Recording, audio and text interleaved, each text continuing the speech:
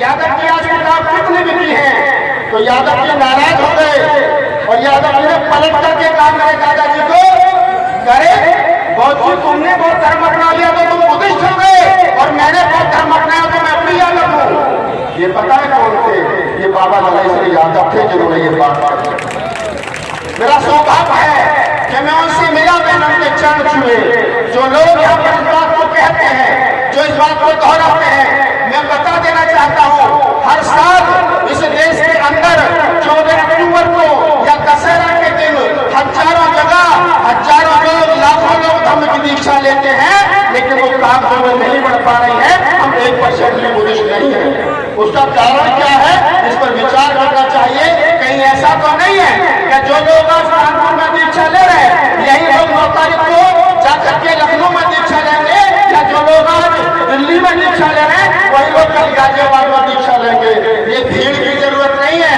अगर दीक्षा ली है तो दीक्षा को दीक्षा के तरीके से दिया जाए और एक बार जिसने दीक्षा ले ली वो दूसरे को दीक्षा दिलाने का काम करे, ताकि हम बुद्धिस्टों की संख्या जगत में बढ़े।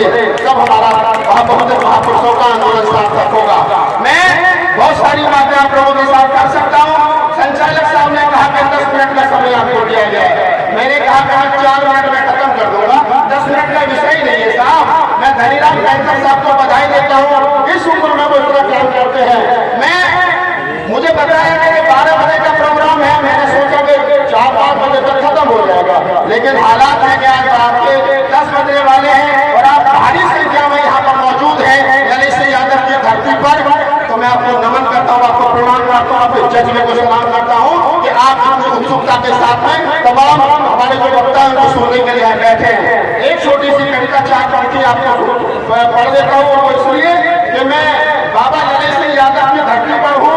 अगर मैं कोई कविता नहीं पढ़ूंगा तो मुझे लगता है कि उनके साथ में अन्याय करूंगा। 4 पंक्तियां पढ़ देता हूँ। अभी नीरज भाई ने कहा कि जिस दिन ललाई श्री यादव की तरह लक्ष्मण यादव अपने ताऊ के लड़के होंगे और मंजीत भाई मौसी के लड़के होंगे, इसलिए मैं कह रहा हूँ मैं बाबा ललाई श्री यादव की धरती पर मैं उनका पोता हूँ। ये ईमानदारी की बात है। जो भी लड़ाई विचार की है, जो आदमी मेरा विचार का है, जो पूरे अपने आंदोलन का है, वो मेरा अपना है। और अगर मेरा सगा भाई कावड़ लेने जा रहा तो वो मेरा अपना नहीं है। इस बात को तय कर देना चाहिए। एक बात और इस मंच से कही गई कि हम अपनी जातियों को देखते हैं। मैं इस मंच से कानपुर वालों याद रखना कि राहुल नागपाल आया था, कह करके गया था, इस मंच से कह रहा हूँ मेरे पास 3 बेटी है। जिस दिन शादी करूंगा आप मुझे बहुत सारे लोग शामिल होंगे उस शादी में, मैं जाति नहीं देखूंगा, मैं सिर्फ ये देखूंगा कि जिस लड़के के साथ मेरी बेटी का रिश्ता हो रहा है क्या वो बाबा साहब की 22 प्रतिज्ञा मानता है या कुछ के पास सील मानता है। जिस दिन मुझे ऐसा लड़का मिल जाएगा मैं शादी कर दूंगा। मेरा पैमाना ये है 22 प्रतिज्ञा और कुछ के पास सील। जाति मेरा पैमाना नहीं है और यही होना चाहिए। जाति हमारा पैमाना नहीं होना चाहिए। मैं छोटी सी कविता पढ़ता हूँ। अभी पिछले दिनों बाबा की सरकार ने एक फरमान जारी किया कि अगर आपको धर्मांतरण करना है तो डीएम से परमिशन लेनी पड़ेगी। मेरा एक सवाल है, मैंने कहा मैं पार्लियामेंट में मेरा प्रोग्राम था संसद भवन के प्रांगण में, मैंने वहां पर बात उठाई। मैंने कहा कि मुझे हिंदू तुमने बनाया, मुझसे पूछा मैं हिंदू हूँ? नहीं पूछा साहब किसी ने। मास्टर जी ने अपने आप धर्म के कॉलम में हिंदू लिख दिया। राहुल नागपाल जैसे लोगों से नहीं पूछी होगी, लेकिन जब मैंने कहा, जब मैं पढ़ने गया कि नहीं साहब मैं हिंदू नहीं हूँ मैं बौद्ध हूँ, तब मुझसे कहा जाता है कि आप शादी करके लो। अरे हिंदू होने के लिए जब इस देश के अंदर किसी सर्टिफिकेट की जरूरत नहीं है तो फिर बौद्ध होने के लिए किसी सर्टिफिकेट की जरूरत क्यों है? जब हमने स्वीकार कर दिया कि हम बुद्धिस्ट है तो हमारी बात को स्वीकार करना चाहिए। और हम बुद्धिस्ट लिख दिया तो हम बुद्धिस्ट है, इसमें कोई फर्क नहीं होना चाहिए। क्या मुसलमान को मुसलमान बताने के लिए किसी सर्टिफिकेट की जरूरत पड़ती है? नहीं पड़ती। अरे नहीं चाहिए जातिगत खैरात हमें 22% डालना जिसका आपने हमें दे रखा, जो आजकल बचा दीजिए सरकारी नौकरियों में आप माइनॉरिटी उड़ करके जी रहेंगे, लेकिन रहेंगे बाबा साहब की 22 प्रतिज्ञा और बुद्ध के 5 शीलों के साथ में। एक बात और आप लोगों के साथ साझा कर देता हूँ कानपुर वालों, मैं भाई बुद्धिस्ट हूँ। जिन लोगों को मालूम ना हो उनको बता देता हूँ। बुलंदशहर के 3 आदमी गए थे 14 नवंबर 1956 को बाबा साहब के धाम नागपुर दीक्षा लेने के लिए। उनमें मेरा दादा भी गया था बुलंदशहर से दीक्षा लेने के लिए। मेरी 30वीं पीढ़ी बहुत धाम में चल रही है। मेरे बाप की शादी 1970 में बहुत धाम से हुई। और ये बात मैं इसलिए बता रहा हूँ आपको कि ये जो दीक्षा समारोह का प्रोग्राम है ना, आज की तारीख में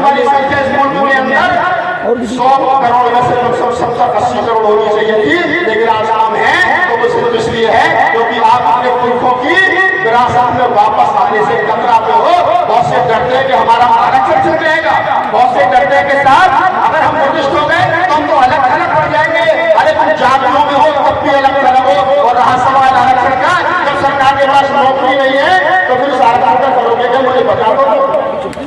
सरकार के पास नौकरी नहीं है, निजी क्षेत्र में आरक्षण नहीं है, लेकिन आप कहते लगाएंगे सब आरक्षण आरक्षण। अरे कहाँ है आरक्षण? मानो हमें आपको इस देश के अंदर सिख रहता है, कहाँ मिल रहा उसको आरक्षण? सबसे आगे इस देश के अंदर बने रहे, कहाँ मिल रहा उनको आरक्षण? पूरे उसमें व्यापार पर उनका कब्जा है। इस देश के अंदर ब्राह्मण रह रहा है, पूरे संसाधनों पर उनका कब्जा है। आप बहुसंख्यक समाज में लोग ये जो आरक्षण जो है ही वास्तव में बचा नहीं है। अगर आपका आरक्षण जाता भी हो तो चाहे हो, लेकिन इस जाति को छोड़ दो जिसने तुमको नीच और अक्षुण को न रखा है।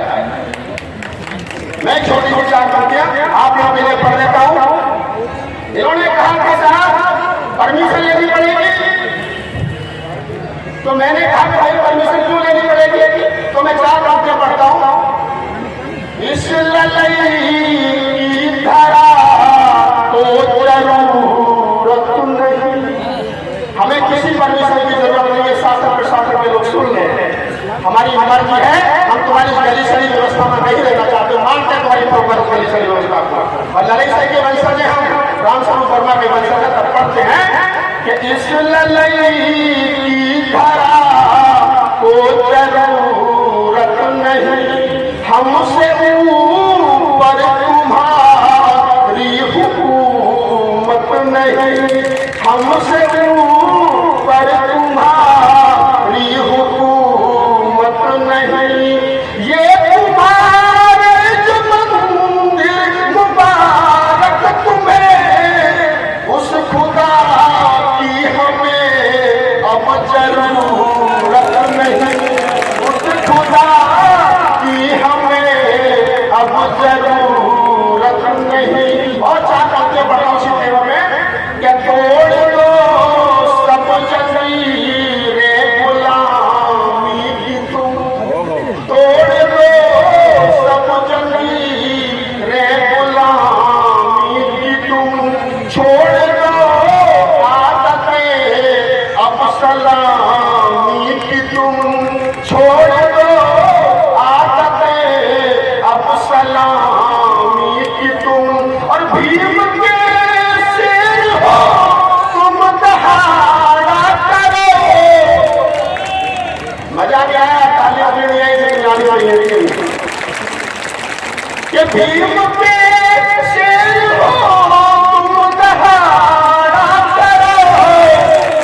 अब लगा भी तो जा, अब लगा भी तो बाजी जवानी की तुम, अब लगा भी तो बाजी जवानी की तुम। बस दो मिसरे और पढ़ देता हूँ, आप अच्छे मूड में सुन गए।